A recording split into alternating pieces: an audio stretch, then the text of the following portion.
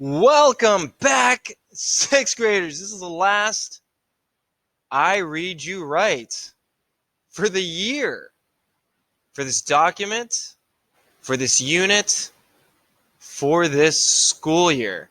Did not expect to be doing it online, but here we are on the last one, Document E, on the Silk Road of ancient China. Document E discusses a Silk Road ledger, ledger being a book or collection of financial accounts or items they take a list of, and this is what it looks like. Document E right there, nice little list of things, the goods given, goods received, and the location it came from. I'm hoping that you had a good chance to listen to my read aloud while you reviewed this document before going to this I Read You Right, because that's what we're going to do right now. Last one coming up, I Read You Right on the Silk Road Ledger. So let's talk about the Parthians. The Parthians, better known today as modern day Iran, or the ancient Iranians. The Parthians, they came from the southeast region of the Caspian Sea.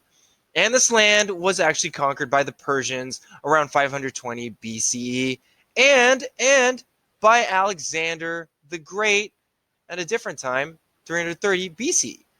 The Parthians also gained their independence by 235 BC. Again, remember we count the opposite direction when it is before Common Era, right? So when you hear 235 versus 520, 235 BCE is actually closer to our time. Yeah. And they soon ruled over a large empire that extended from Western Central Asia in the east to the Euphrates River in the west. Euphrates, you've heard that before earlier in the year during our Mesopotamian unit. The Parthian Empire rarely took the offense in military matters, meaning they didn't really go out looking to attack, even though this looks like some kind of preparation of attack in this picture. But they often were on the defense, meaning they had to defend themselves, their domain, from invaders. And guess who? Including who do you think? Yes, the Romans.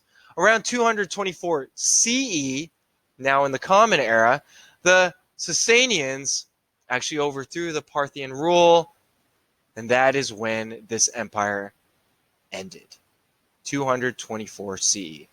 The ancient Iranian Parthians. There you have it. Moving on.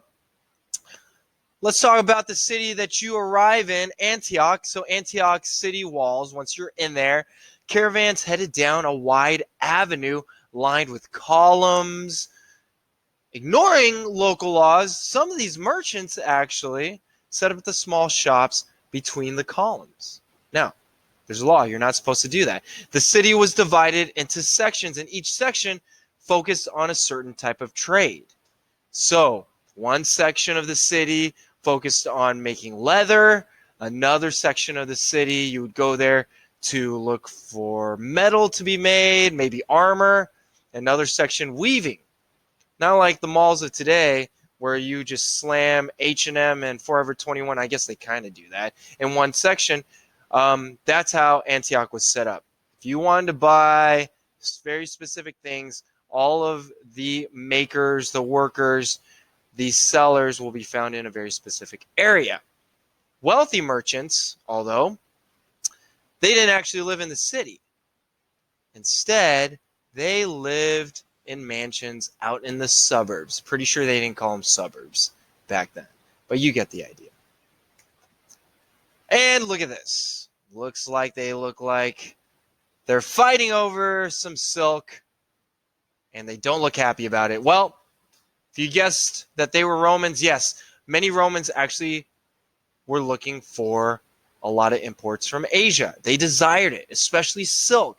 In fact, the demand of silk was so great that it drained the empire of the gold, and the Roman Empire of gold, and to some extent, check this out, we didn't talk about this in the Roman unit, but it may have caused the empire to go bankrupt.